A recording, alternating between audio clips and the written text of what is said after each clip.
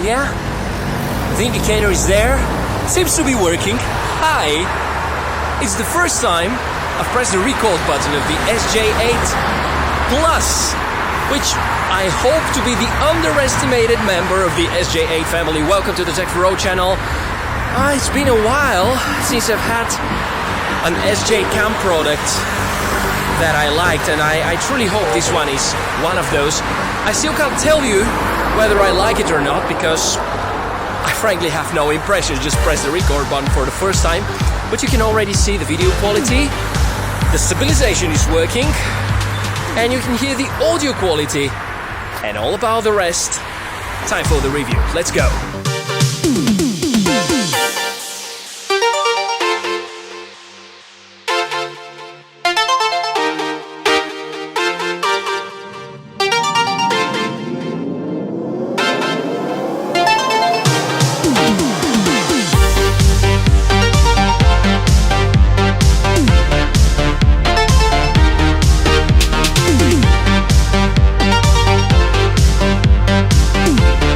This is some really great looking footage shot with the new SJCAM SJ8 Plus.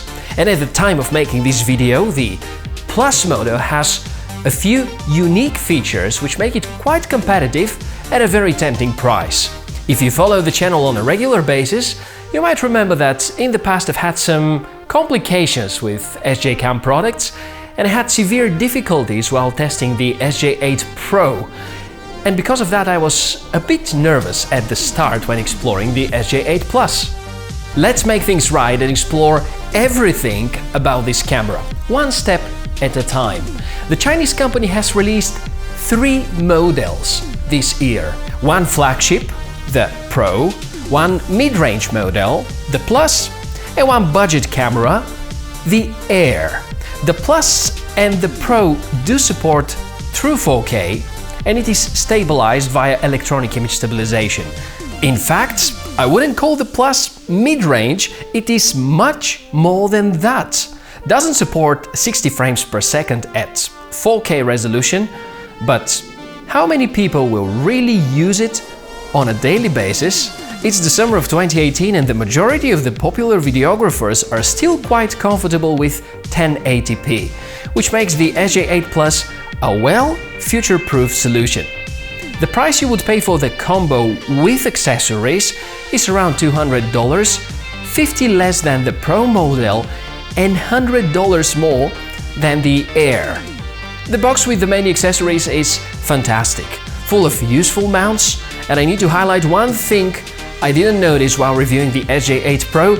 All the metal parts of these mounts are done out of stainless material, which is particularly important for divers. And that is quite a big difference to the majority of other action cam brands. The build quality is no different to the SJ8 Pro. It is based on all-plastic body, but the material feels really premium. You may think it catches a lot of fingerprints, but I can promise this is not the case. There are 2 displays. The main one is 2.33-inch touchscreen, and in my opinion it is the best action cam display ever, visible under almost any kind of light, and the touch responds very well too. And it is the same for each of this year's SJ8 models. SJCAM did a great job with the distribution of the menus. I've always praised the Gopro Hero 6 because of the easiness of operation. SJCAM's menus are getting quite close, and switching between shooting modes happens within seconds, even if you want to adjust a lot of settings. Quite interestingly, I find the menus with the Plus better organized than with the Pro, and you wouldn't find any inconsistencies or wrongly placed capital or small letters or just typos. Spec-wise, SJCAM played safe here. A new chipset, the NT96683, a long-awaited model which probably will appear on many other cameras. It supports maximum resolution of 4K at 30 frames per second with image stabilization and supports 265 encoding, and it does both things brilliantly well.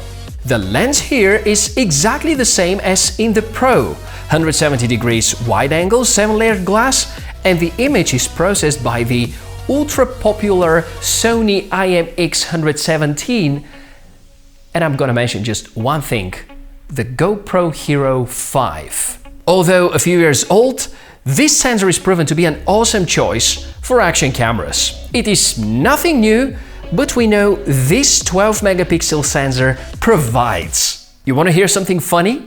From all the three models, the Plus is the battery life champion. SJCAM promise up to 100 minutes of recording if you keep the screen off and you don't enable the Wi-Fi. And I can say, based on mixed kind of operation and recording, you can easily reach up to 1 hour, even if you're playing some of the recordings back. This kind of achievement is up to par with the performance of the Gopro Hero 6, which, yes, it's much more expensive. The battery on top of that is replaceable, you can easily get spares, and they are the same for all the three SJ8 models.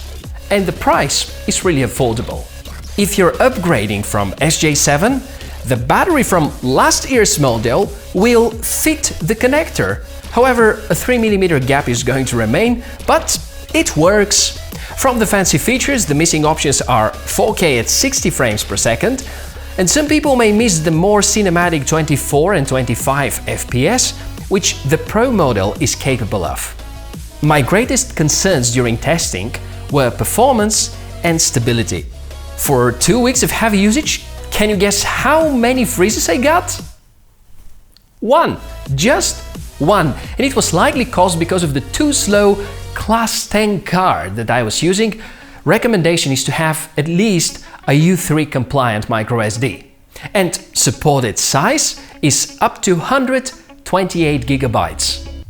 I did most of the filming with the 105 firmware, and with that one, the freezes were as many as 0. So yeah, much more stable than the Pro firmware. Shooting with the cam is easy and fun, and even without a gimbal, you're going to get decent footage with excellent stabilization. It is supposed to be slightly worse than the Pro model. Here we have just a 3-axis gyro, while it is 6-axis for the more expensive model. Honestly, I can barely see the difference between both, and if placed side by side with the Hero 6, the Plus performs quite well. You can barely make a difference, and remember that the GoPro model is almost 3 times more expensive. Usual thing for action cameras is to get decent footage in daylight, crisp picture, lot of detail, good dynamic range. It does the job pretty well. Another point it unfortunately loses against the Pro is the distortion correction, which fixes the fisheye effect at edges so that the trees don't look like bows if they aren't centered. We shouldn't really pay that much attention to this, because the 2 layers of a spheric lens are eliminating most of the distortions, and if there is anything left from it, it is almost unnoticeable compared to other wide-angle cameras. Still, the distortion correction as a feature is there, it just cannot be enabled when gyro is on. Luckily, there are plenty of software solutions that can fix any kind of distortion in post-production.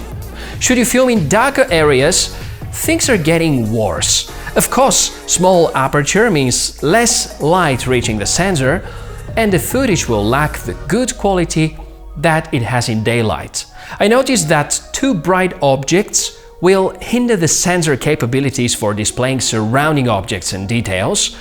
Take a look at the billboard. You can barely recognize anything, and it looks fine on the OnePlus 6 camera. Hopefully, there could be an improvement in some of the future firmware updates, and if you're avoiding that kind of situations, low-light footage is quite fine, and even stabilization doesn't cause too many artifacts. Each of the shooting modes perform flawlessly. I've used a lot the 265 encoding, and it showed no worsening of the image quality compared to the 264.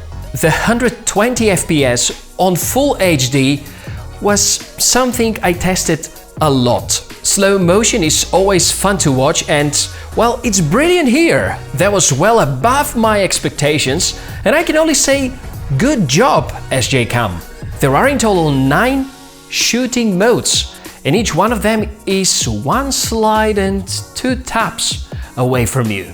Dedicated car mode is there, and for such a wonderful camera, this would be a wasteful kind of usage.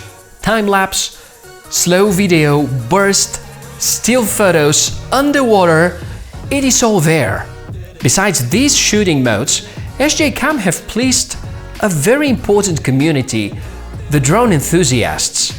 The cam supports FPV out through the USB Type-C port. You just need to order the right cable, proprietary, from the SJCAM website. You can find an external microphone there too.